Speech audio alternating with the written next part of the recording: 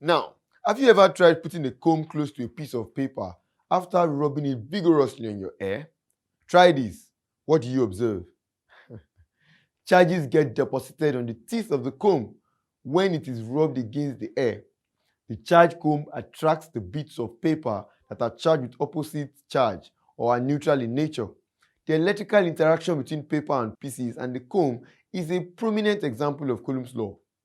Coulomb's law is a mathematical description of the electric force between charged objects, formulated by the 18th century French physicist Charles Augustin de Coulomb.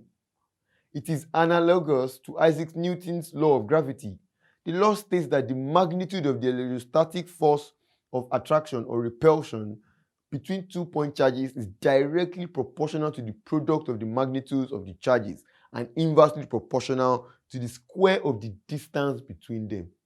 Its formula is given by where F is electric force, Q is the quantity of charge on the object, D is the distance of separation between the two objects, and K is referred to as the Coulomb constant. Coulomb's law states that the force of attraction or repulsion acting between two charged particles is directly proportional to the product of the magnitude of the two charges and inversely proportional to the square of the distance between them. The force acts on the two particles from a distance. Therefore, this is known as non-contact force. The intensity of the electrical interaction existing between the two charged particles is a vector quantity because it has distance as well as a magnitude. The direction of the force depends on the polarity possessed by the charges. The charges get attracted towards each other if they are of opposite polarity and get repelled if they are charged with the same polarity. Don't forget, F equals K bracket Q1 multiplied by Q2 divided by R squared.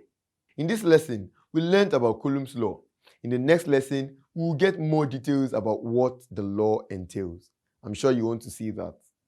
I'll see you in the next class.